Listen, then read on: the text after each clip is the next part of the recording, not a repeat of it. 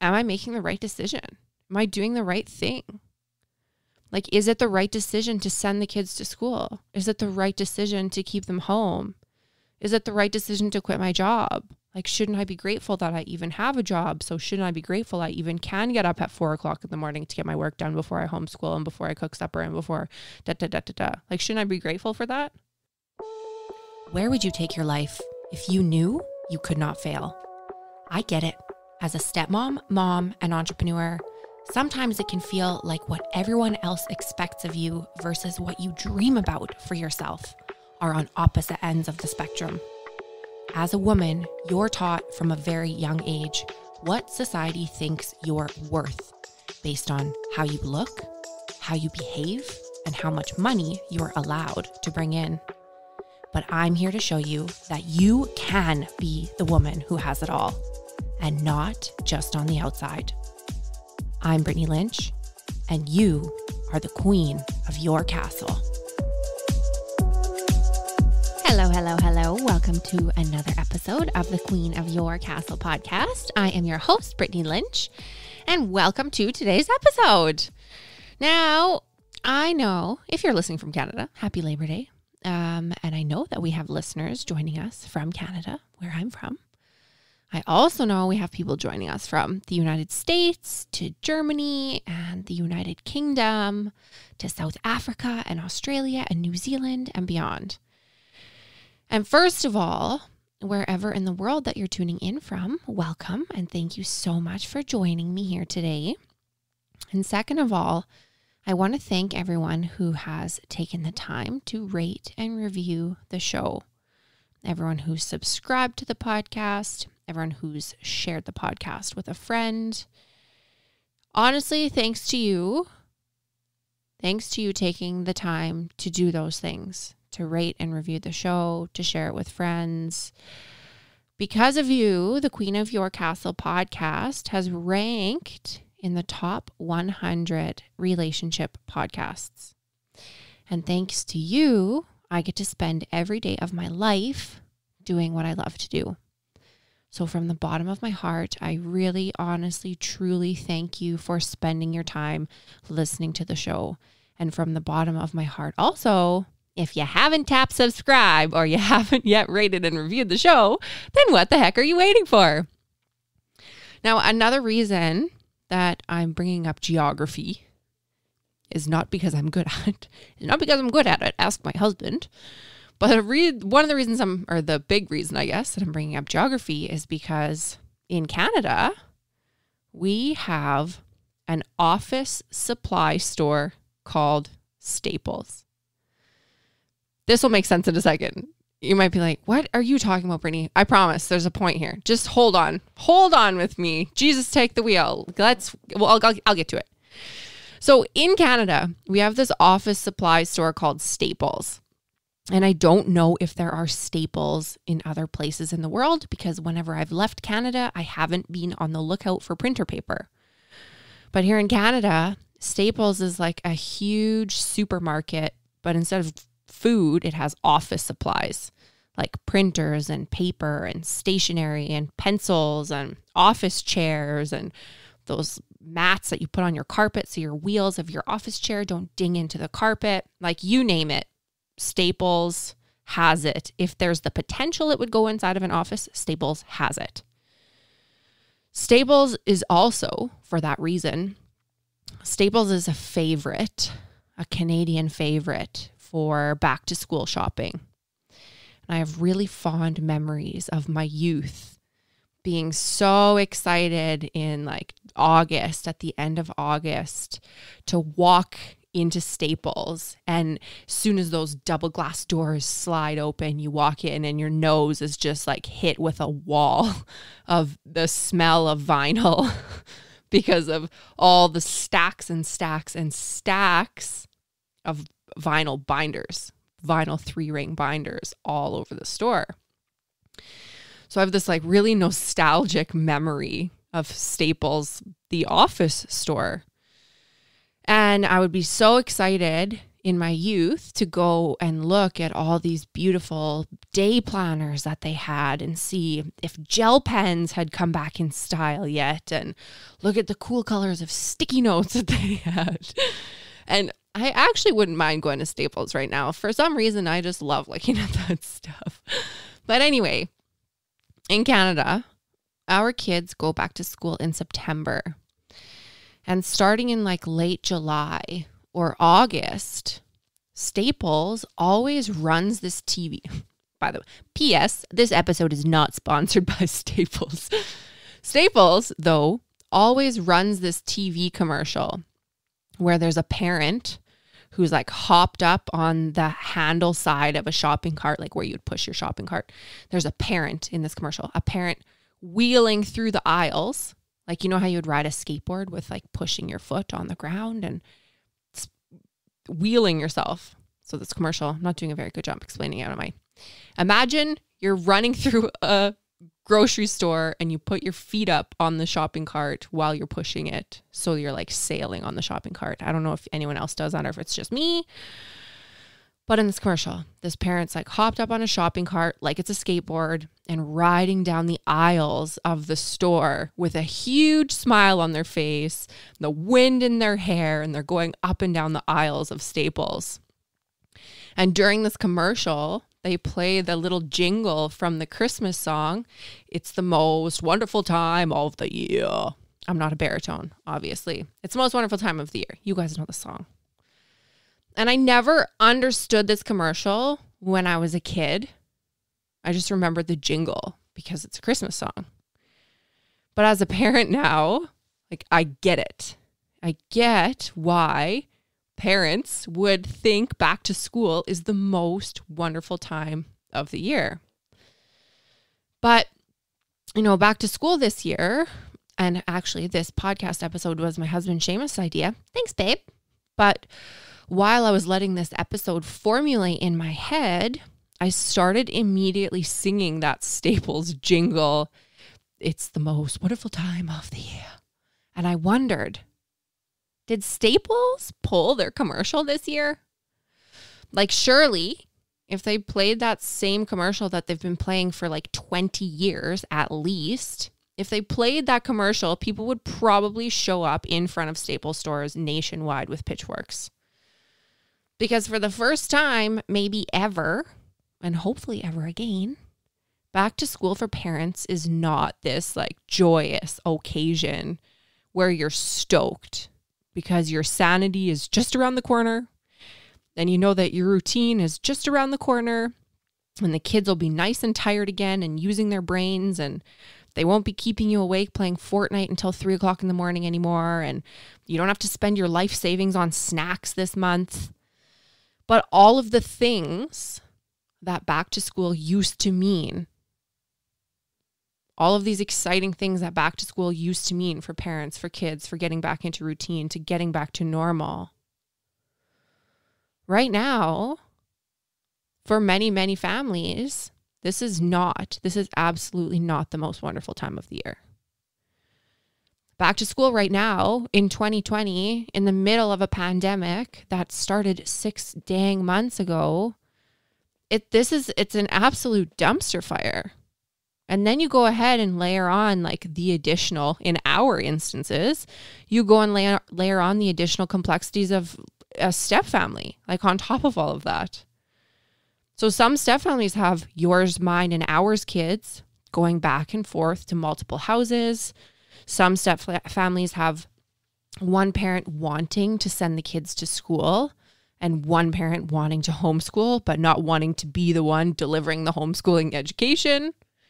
You know, it's usually the women who are being volunteered to take on the responsibility of homeschooling or home learning supervision duties. And either that they have to find a way to get their career work done in the ungodly hours of the day and hope that they don't lose their job and their income while they're trying to keep their kids from flunking school and making sure the house is clean and that their groceries in the fridge. Or, you know, there's people, of course, who just say, fuck it, and quit their jobs and then end up resentful because if they wanted to homeschool their kids, then they wouldn't have spent years trying to build a career. And for the poor fucking teachers who are literally not paid even close to enough money to deal with normal fucking school, let alone this. And to the school administrators and the health professionals who are damned if they do and damned if they don't. Man alive. Like, who wrote the plot for 2020 and have they been fired yet is my number one question. Now, if you're like most people right now, there's a good chance that there has been some division, some divisiveness between the people in your immediate circle. Whether that looks like maybe you're ticked off because your partner's ex doesn't make the kids wear masks, so when they come to yours, you can't get them to wear a mask. Or whether you're ticked off because your partner doesn't want to vaccinate, or whatever the hundreds and hundreds of permutations and combinations could be right now that would lead to someone being upset about someone else making the opposite choice as you would make. There are hundreds of decisions that are being made in the state of this world right now. And each and every one of them are leaving both bio and step parents to ask, am I making the right decision? Am I doing the right thing? Like, is it the right decision to send the kids to school? Is it the right decision to keep them home? Is it the right decision to quit my job? Like, shouldn't I be grateful that I even have a job? So shouldn't I be grateful I even can get up at 4:00 in the morning to get my work done before I homeschool and before I cook supper and before Like, shouldn't I be grateful for that? Is it the right decision to vaccinate? Is it the right decision to wear masks, to not wear masks, to have a family gathering, to keep visitation the same, to push forward with our wedding, to postpone a loved one's memorial? How do you know if you're making the right decisions right now? And maybe more importantly, in terms of stress management, how are you handling it when everyone else seems to be making the wrong choices in your eyes? Like, what are you supposed to do when the people you care about are being unreasonable and are doing the exact opposite of what you think is right? Even for Pete's sake, even in the science community, there's division. Even within the one thing that we turn to for cold, hard evidence, because science is based in fact. Even within the science community, there's no unified front. Like, psychologists and psychiatrists and mental health professionals are saying that social distancing and keeping kids home and making them wear masks is damaging and isolating, and they're predicting all of these statistics as far as what mental health is going to look like in the future. And then on the other hand, you have some physicians saying that COVID is spread this one way and that masks won't help. And then you have other scientists saying COVID spread another way and that masks and social distancing are the most effective thing. So keep your kids home, right? Other folks are saying we'll just be updated as more evidence comes available, but every piece of evidence that comes available is contradictory to the evidence that was out before. So what the heck are we supposed to do, right? What are we supposed to believe? And there are so many what ifs and what abouts right now. And so many people who are trying to make the right decision for themselves and for their kids and for their families and for their futures. There are about a bazillion keyboard warriors out there who might think they're doing the right thing, but who are really just contributing to the creation of more polarizing energy during a time in history when we have been living in a global pandemic, under a global traumatic incident, under complete global fuckery. And the last thing that we need is more division. The last thing we need is more divisiveness. And even by me saying this, I'm creating divisiveness because people aren't going to agree with what I'm saying and will believe that the right thing to do is to prove that their point is the right point. But what I've been noticing is that some people are really fucking scared right now, and they've been scared for 6 months, and they'll continue to be scared until God knows when. And then there are people on the other side of the spectrum who are so over this pandemic, who are so sick of hearing about COVID, maybe believe that the virus isn't even real, who are trying to disprove that the statistics are accurate, et cetera, et cetera, et cetera. So in these instances, who is right and who is wrong? And how do you know if you've made the right decisions? How do you know if your partner's made the right decisions? If your partner's ex has made the right decisions? Like, how do you know? Listen, you don't. You can't. There's no way to know if the decision that you made today or yesterday is going to be the right decision in a week or 2 weeks or 2 years. If COVID has taught the world anything, it's that we literally have no freaking idea what tomorrow is going to bring. We have zero idea. We've got assumptions, right? We can make assumptions based on what the past has looked like. But not one single person on this planet, at least from what I know to be true about the world, not one single person on this planet can genuinely predict the future. What we do though, what every single human does do, is that we all are doing the best that we can with the resources we have available. And that's a fact. If your neighbor, Sally, doesn't believe in masks, but you do, both of you have made the decision that you believe to be best. And you're both doing the best you can with the resources that you have. If your neighbor, Sally, is sending her kids to school, but yours are staying home, both of you have made the decision that you believe to be best, and you're both doing the best you can with the resources that you have. That anguish and stress about making the right choice and that back and forth ping pong match in your head about whether that's like about your own choices or the choices of other people that other people are making. There are people, if you're having that ping pong match in your head, in your mind, there are other people who are also having their very own ping pong matches in their very own heads. But they might be feeling the same way as you are. They might be feeling differently than you are. So at the end of the day, people want to be right. People want to be good. People want to be recognized for being right and being good. People want to know that they're not jeopardizing their own health and safety or the health and safety of their loved ones or the health and safety of people they've never met.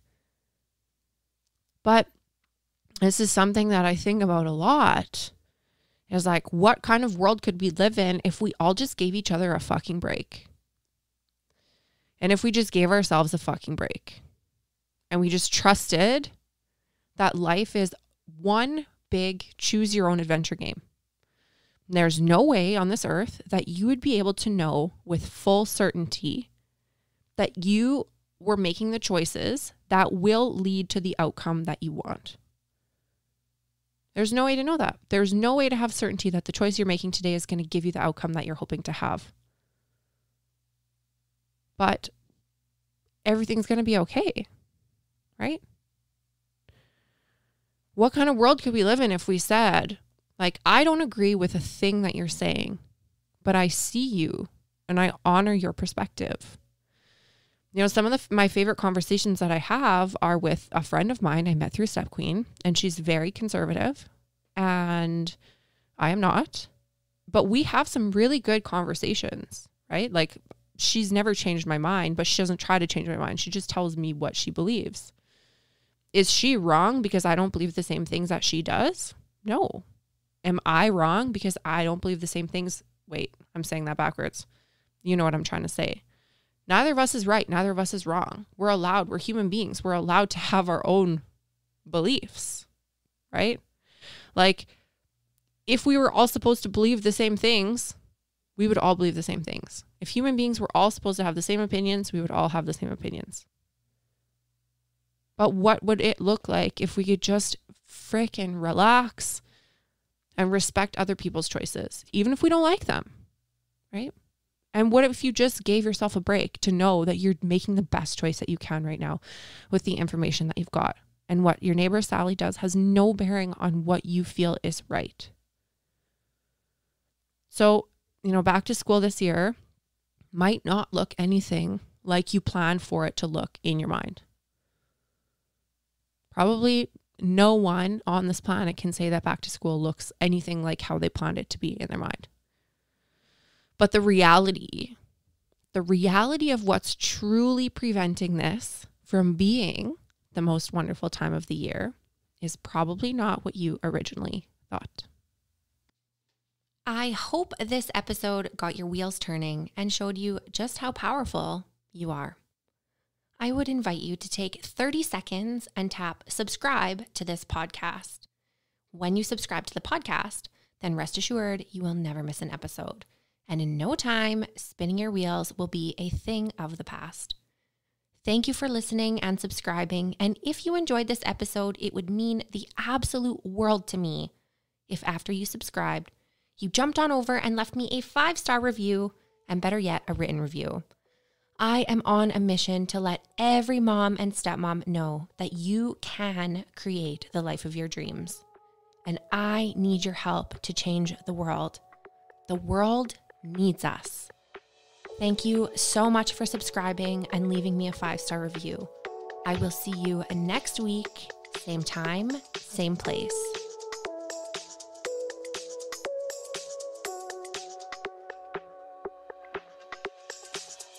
For more behind the scenes action and to get really up close and personal with me and our beautiful step family, jump on over to Instagram and follow me at The Step Queen. Don't be shy, send me a DM, tag me in your posts, tag me in your stories, let me know what you're up to and what about the podcast has been blowing your mind. I cannot wait to get to know you better, and Instagram is my jam. I love you so much. I love you so much. Make it rain, girlfriend.